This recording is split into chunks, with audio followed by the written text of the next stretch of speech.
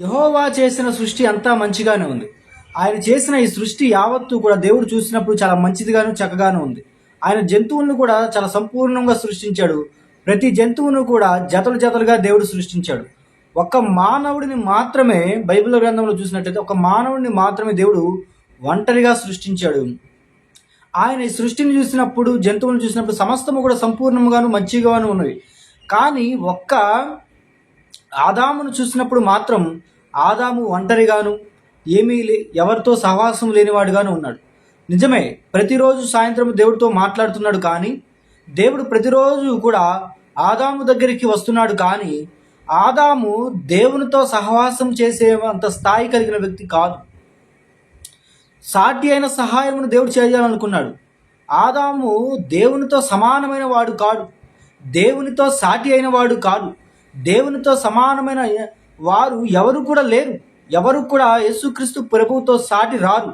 కాబట్టి ఇప్పుడు ఈ నరుడికి ఒంటరిగా ఉండటము మంచిది కాదని ప్రభు అయిన దేవుడు ఏం చేశాడంటే తనకు సాటి అయిన సహాయము చేయాలని అనుకున్నాడు. ఆది కాండము 2వ అధ్యాయము 18వ వచనం చూసినట్లయితే అక్కడ రాయబడి ఉన్న మాట ఏంటంటే, నరుడు ఒంటరిగా నుండుట మంచిది కాదు, వానికి సాటి అయిన సహాయము చేయదునని యెహోవా అనుకున్నాడు. నిజమే, మనము కూడా మన జీవితాల్లో చూసినట్లయితే మనము కూడా చూడండి, ఒంటరిగా ఉండటము మంచిది కాదు. చాలామంది ఫాదర్లుగా ఉంటారు, చాలామంది వివాహం చేసుకోకుండా ప్రభువుకు సమర్పించుకున్న వారు ఉంటారు. దేవుని యొక్క అనుగ్రహము లేకుండా వివాహము చేసుకోకుండా ఎవరు కూడా ఉండలేరు. మీకు మీరు వివాహము చేసుకోవటము దైవ చిత్తము. దేవుడే ఆది నుండి వివాహము వ్యవస్థను దేవుడే నిర్ణయించి ఆయనే స్థాపించాడు. మీరు అభివృద్ధి పొంది విస్తరించి భూమిని నింపమని దేవుడే చెప్పాడు. కాబట్టి ప్రియమైన దేవుని పిల్లారా, మీరు వివాహం చేసుకోవటం దేవుని చిత్తము. మీరు ఒంటరిగా ఉండటము దేవుని చిత్తం కాదు. 3 పేటలు కలిగిన తాడు మరి బలముగా ఉండును కదా అని ప్రసంగి గ్రంథంలో ఉంది. కాబట్టి ప్రతి ఒక్క వ్యక్తి విషయంలో కూడా వివాహం అన్నది దైవ చిత్తం.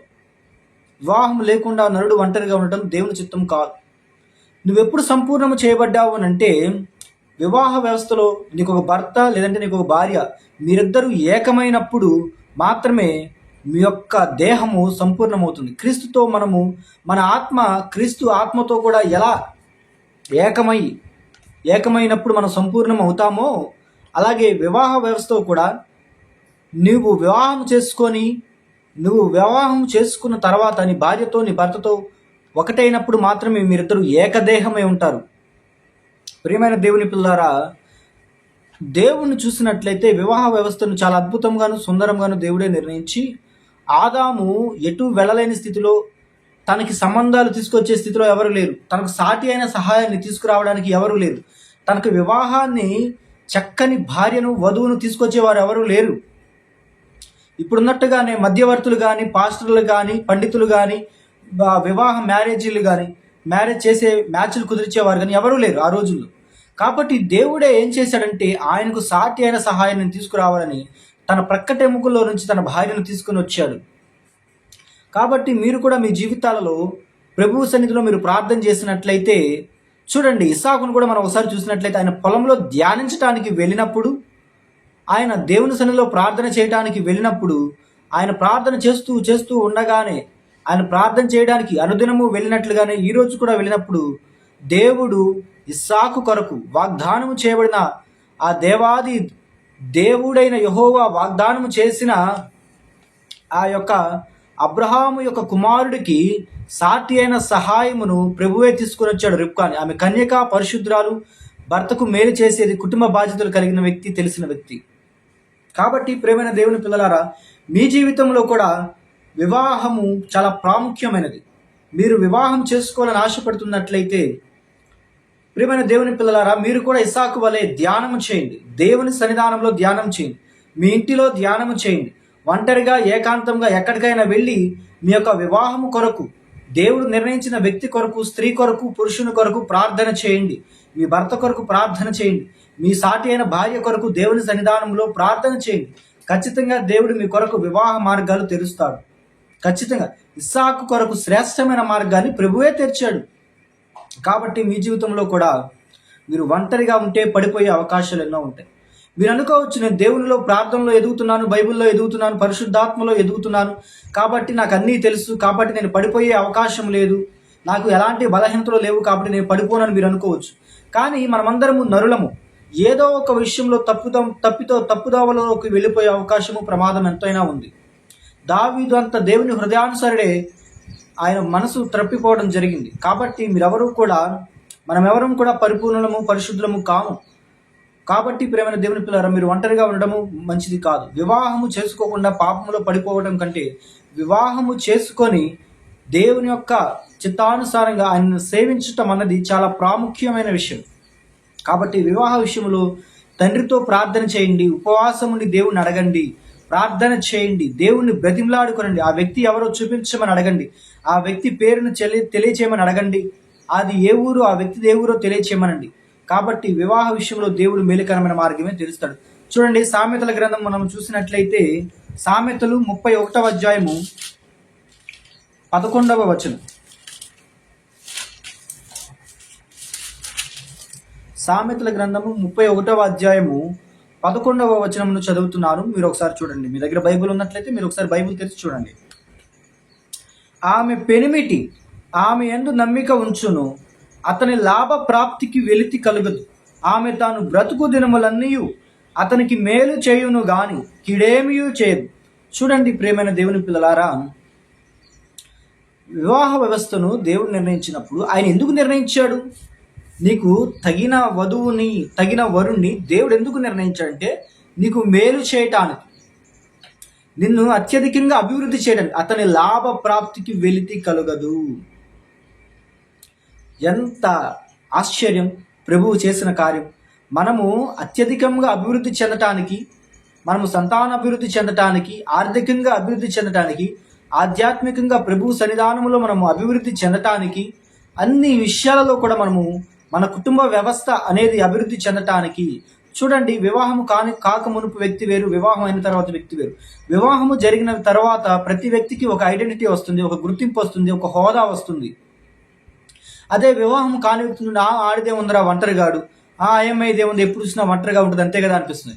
కానీ వివాహం అయిన తర్వాత ఒక కుటుంబము కలిగిన వ్యక్తి మీరు చూడండి, అమ్మో వాళ్ళ జోలికి మనం వెళ్ళకూడదు, వారి భార్య ఉంది, తన భర్త ఉన్నాడు, తన పిల్లలు ఉన్నారు, తన అత్తమామలు ఉన్నారు, వాళ్ళ జోలికి మనం వెళ్ళకూడదని ఈ సమాజం కూడా భయపడుతుంది.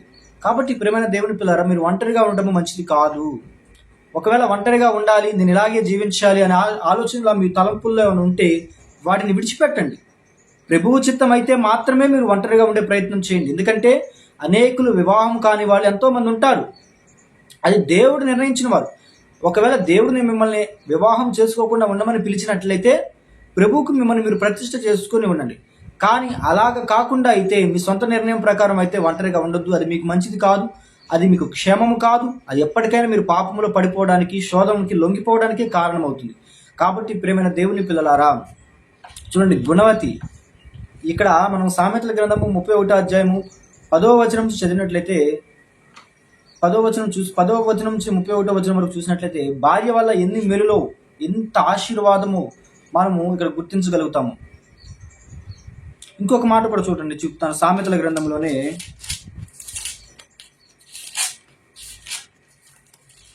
సామెతలు 18వ అధ్యాయము 22వ వచనం. సామెతలు 18:22వ వచనం. భార్య దొరికిన వానికి మేలు కలిగెను, అట్టి వాడు యెహోవా వలన అనుగ్రహము పొందును. హల్లెలూయా. చూడండి, భార్య దొరికిన వానికి ఏం కలిగిందంట? మేలు. అన్ని విషయాల్లో కూడా నీకు మేలు, ప్రతి విషయంలో కూడా నీకు మేలు.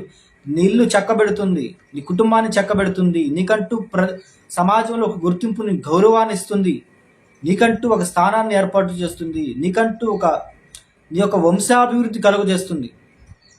నీలో నుంచి అనేకులు వచ్చి ఈ భూమి మీద ప్రభువైన యేసుక్రీస్తు సువార్తను ప్రకటించటానికి, అనేక మంది ప్రజలకు మేలు చేయటానికి, ఈ దేశాన్ని, రాష్ట్రాన్ని, జిల్లాని, నీ కుటుంబాన్ని, సమస్త నీ ఊరిని వృద్ధి చేయడానికి నీ భార్య ఎంతగానో ఉంటుంది. కానీ దేవుడు చెప్పిన మాట అంటే మీరు ఫలించి భూమిని నింపండి. కాబట్టి మీరు నింపాలి అంటే వివాహం తప్పకుండా చేసుకోవాలి. కాబట్టి నరుడు ఒంటరిగా ఉండటము మంచిది కాదు. చూడండి, ఏదైనా ఒక పని ఒంటరిగా చేస్తే ఎంతో కష్టంగా భారంగాను ఉంటుంది. అదే ఇద్దరు కలిసి చేశారనుకోండి ఎంత బాగుంటుంది. ఇద్దరు కలిసి ఎక్కడికైనా ప్రయాణం చేశారనుకోండి, ఆ మాట ఈ మాట చెప్పుకుంటూ ఏదో ఒక రకంగా కాలక్షేపం చేసుకుంటూ వెళ్తారు. సునాయాసంగా ఆ ప్రయాణాన్ని ముగించగలుగుతారు.